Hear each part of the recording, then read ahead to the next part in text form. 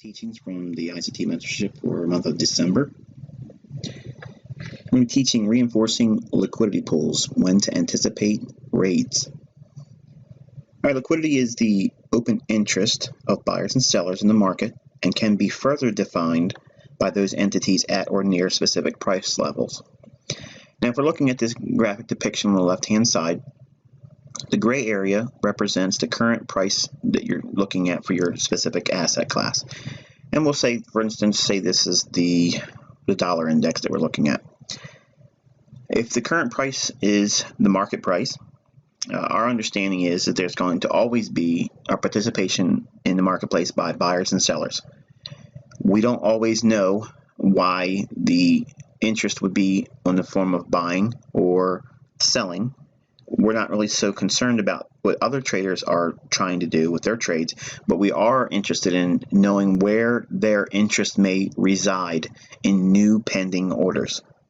New pending orders are in the form of buy stops above the marketplace, or usually more refined smart money traders will be selling above the market price. Below the market price, typically you'll see sellers, and usually it's the smart money that usually wants to buy below market price. Usually it's the retail trader that is so reactive to price, they're usually buying and selling at market price. The liquidity that we seek as a smart money minded trader is that we want to sell to the buyers above us or above the market price. So we want to be a seller above market price. We want to buy below the market price from sellers that are willing to sell below the market price. And by having this understood, you're always going to be selling at a premium and buying at a discount. Now, this is going to be diametrically opposed to what retail is typically taught. They're usually taught to buy on a breakout or buy on some continuation pattern like a bull flag or a wedge of some kind. What we require is the market pull back into a level of discount, and that requires a bit of discipline. And most traders, especially in the retail universe, lack discipline in terms of patience. When we view price, we look at where the market is presently, and this is the market price. If we're looking at a bearish market, if the undertones of the marketplace suggest that the dollar is bearish, what we will be willing to do is we want to sell above old highs. Whereas the buyers that would view that move above an old high, they would see that as a bullish breakout. So there's going to be willing buyers up there. So we know if price prints at an old high or just above an old high, there's going to be buyers that want to accumulate new longs up there, or they have shorts on and the market has repriced above an old high, and that's exactly where their stop loss for protective short position would be residing. In other words, they would have a protective buy stop above an old high. We could sell at that moment. By doing that, what we're doing is we're actually selling short in a pool of liquidity of buyers. Above old highs, there's a pool or a collection of orders that traders will build up around. Now, 90% of retail traders aren't even aware that other traders are doing what they're doing. Okay, they're thinking myopically about themselves. So what we do is we go into the marketplace and we role play by looking at the charts and say, okay, if I were short right now, where would my protective buy stop would be? If I was long right now, where would my protective sell stop be? By doing that, you can get a good read on where other traders would have their stop loss orders above and below the marketplace. If we go back to our example and we suppose for a moment that the dollar index would be bearish, and I'm not stating that's the case now, but just for example purposes only, we're going to say the asset that we're looking at is the dollar index and we believe it's bearish. We could wait for a rally to go above an old high and look to go short there, with the expectation that that move above an old high would be a false breakout and then the market would reprice going lower to some lower level liquidity reference point in terms of maybe another old low that it would run below, or a bullish order block, or it could close in a fair value gap. Let's say, for instance, if the dollar was bullish, we could look below the market price and see that there would be sellers on a breakout looking for a move lower, because most retail traders are incorrect, and that repricing would offer liquidity. The market price and below, we want to be a buyer, so we're going to try to buy it at a discount. So we are trying to pair our buy orders with those willing participants that want to sell on a sell stop. They are either selling on a stop in a form of a breakout, looking to make a move lower, or they have a long on and they're protecting their long position with a protective sell stop. So when the market trades below an old low, we're going to view that as an opportunity to buy up the sell side liquidity to establish a long position and wait for a repricing for the market to trade above an old high so we can unload that position, or trade up into a bearish order block, take profits, or trade up into a fair value gap or a liquidity void.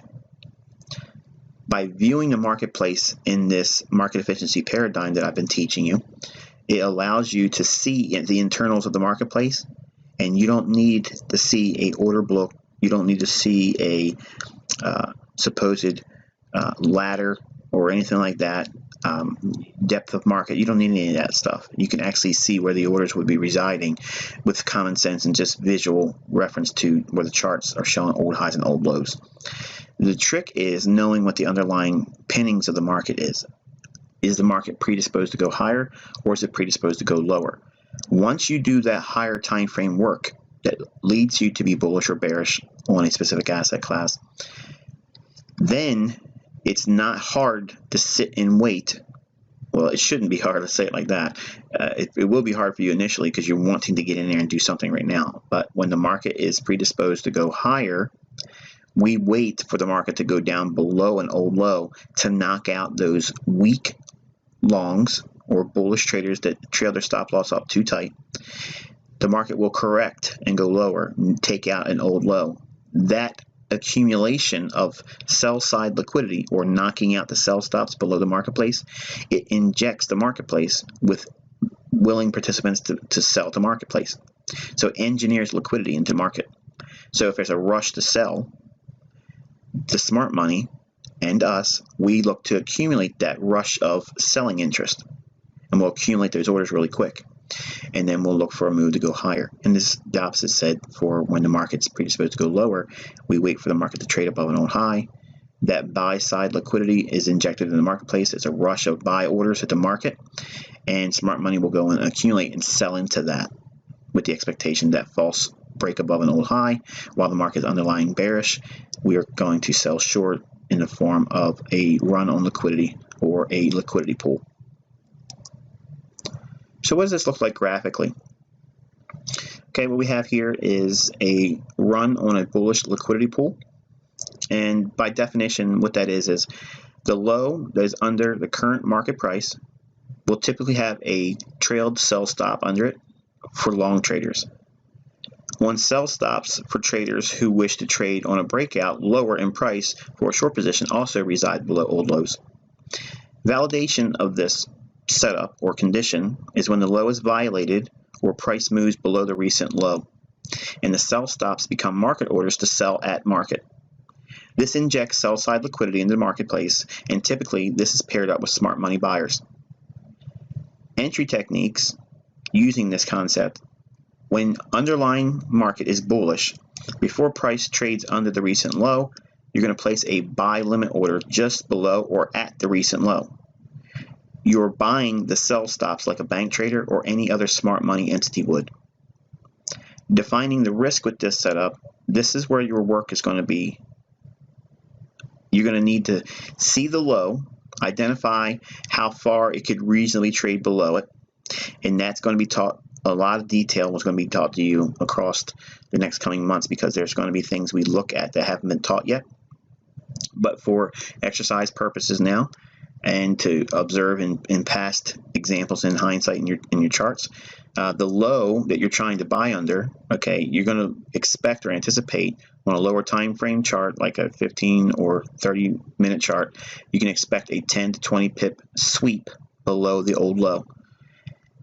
A 30 to 50 pip stop is ideal if your entry is under the low and not above it. Because you're generally, if you're trying to get ahead of the move, trying to buy above the low or at the low, you're really probably just fearful you're going to miss the entry. It's better to wait for the market to trade under that low, and once it trades under there 10, 20 pips, that's a really good ideal entry point, because if you use a 30 to 50 pip stop while entering below, significantly below the low, by 10 or 20 pips below the low, if you use a 30 or 50 pip stop at that point, it's going to take a real significant move to knock you out. And here's the thing, if it starts moving beyond 25 pips, I think is a fair assessment, below the low, it's probably not just a stop run. You're probably looking at a much further decline. So when do we anticipate these stop rates? Well, in this case here, this market was underlying bullish. It was the Kiwi, just so you know, it's a Kiwi dollar trade. And there was an old low there, and the market had a liquidity pool resting below the old low. The market trades below that old low and accumulates all those sell stops. Now, while it's doing that, okay, it's going to look to offset those new longs by smart money above old highs. And you can see the equal highs over here to the left, where I've highlighted it, and draw that out to the right side of the chart, and you can see where profit taken with buy stops when they're rated, and that's the other contrary liquidity pool, or where the buy stops would be resting. So you're accumulating sell stops and offloading them to buy stops. You're accumulating the sell side liquidity for longs, and you're distributing your longs to the buy side liquidity. All you're doing is the same role as a market maker and a liquidity provider. Remember, it's that market efficiency paradigm just put into mechanics and operation. So let's take a look at the charts themselves, and we'll go over a couple of examples. Okay, folks, we're looking at the Canadian dollar, US CAD pair. On the left-hand side, we have a daily chart. And I want you to take a look at the bodies of these candles over here. And we're going to look for a sweep below the bodies of those candles. Okay, so there's sell stops below these lows, and we're using this previous day's candle low, and that low comes in at 131.02, 131.02, and that's what that level is here. And we transpose that level over onto our 15-minute time frame, 31.02. And we see on this day here, price trades down below it. Okay, and shows a willingness to rally away. And news is coming out, and there's going to be an interest rate announcement on this particular day. And we're going to be looking for a run below this low here. Okay, so now we have a low, and we now have another lower low right here that we're refining on a daily time, on an intraday basis. So we're going to be looking for a run below 130.95. 130.95. So if we see a movement down to 130.85 or 130.75, we could be a buyer. So we can do a buy at 130.90. We're going to say that's our entry point. And price trades, after watching it a little bit here, trades up higher. We're waiting. We're not considering anything above that level. We're looking for a move down below it. Price trades right down below it here. And this candle's low comes in at 130.83. So the the limit order would have put you in long at 130.90. And the actual low comes in at 130.83. So it's not even 7 pips. It is 7 pips drawdown. And price immediately shows a willingness to want to rally up, and we're looking for a run up into this swing high where there would be a contrary liquidity pool where buy stops will be resting. So we're going to be looking for a 133.60 as a way to unload, and price rallies up. And there's your run to 133.60 there, right here. So 133.60 occurs right here on this candle right here. It still goes a little bit higher, but you can actually see it unfold here as well on the daily. So that's a liquidity pool example on the dollar CAD pair. Really nice example of low risk entry, very big payout up to here. So let's go on to another example. Okay, we're looking at the dollar index. You see the dollar's been on a bullish move here, and we probably cooled our jets for the week going into Friday. This is Thursday's trading, and this is Friday's setup here. So price creates a low in here intraday, and we have some buy stops above this high here, and we have some buy stops above this short-term high here as well. Price trades down, clears out the sell stops on the marketplace here, and your entry could have been at 102.85 or 102.80. The low comes in at 102.69, so you definitely would have had a easy fill on that in regards to spread. So below this low, you'd be long, and we're going to be looking for buy stops above these equal highs, and then buy stops above here to unload that long position that would be accumulated below this low. Price rallies up, small little retracement. Could have been scary for you here, but you're looking for a rejection away. Price taps that high, just fell short of it, explodes up through, takes the buy stops, small little retracement again, runs right up above, hits the buy stops, and this is what you see on Friday. And we talked about this in the market before it actually happened, running up there and buying, taking out these buy stops, and then seeking the sell stops below these relative equal lows. And you see that example as well. So because the market was in a trending environment prior to Friday, and Friday being the end of the week, we're going to be looking for the market to want to take something off the table, and going to have a choppy sideways day. And that's why we weren't expecting a new high, but we were looking for a run on those buy stops and then running out the sell stops. So you can see an example again here with the dollar index. Here's another example. This is using the dollar Swissy. We're going to install a horizontal line delineating this low here. Okay, and we could be a buyer at that low or just below it. And we're going to look for a run below that to be a buyer. And we're going to look to pair orders above this high and this high here. And we'll see, and we'll potentially look for a run up here. So 10145, 10130, and then 10125 are our layered buy stop areas where we're going to be looking to take our profits and take something off the table.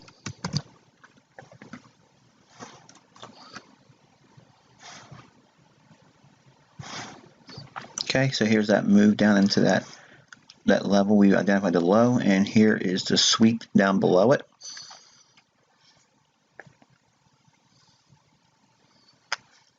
Price rallies away, surges up above for the 101.25s. Look at the reaction after it hits this. So that in itself is a nice little reaction for a liquidity pool reaction, but we're looking for a stronger move higher. And there's your reaction, clearing out the 101.30s and the 101.45s back here. Let's put a level on that so you can see it. So it clears that and then keeps on rolling. So another little run on a liquidity pool there. Let's see another example. Okay, this is cable. We talked about this one also live in session Friday during live market action. Said that we would probably sweep below that one more time, get below the opening price, sweep the sell stops below that short-term low here. And we talked about price moving up into the 125 to 125.20 level relative to the hourly chart. Price sweeps down below it, runs the pool of liquidity out here. So those stops are now gone. The sell stops are gone. So they accumulated those positions, and now they're going to look to offset above 24.75. And on the hourly, we talked about this, and you can look at the live session recording for December 16th, 2016 for that bit of business, because we're not going to talk about fair value gaps there today. But price runs up and hits that level handsomely. So run on liquidity pool here, absorb the sell stops, accumulate them as long position entries, take something off above here and then off up here relative to the hourly chart. So there's a few examples of runs on liquidity in the form of a liquidity pool. We're going to build on these ideas also on supplementary teachings during the week of Christmas, because there will not be any live sessions that week because of the holiday. I'll be with my family. I will be providing you 5 additional pre-recorded teachings that go into more detail about these liquidity pool runs, fair value gaps, liquidity voids, order blocks, mitigation blocks, and reclaimed order blocks. So there's your teachings. There's going to be an amplification of what you're getting in the regular 8 teachings for December 2016. So until the next one, I wish you good luck and good trading.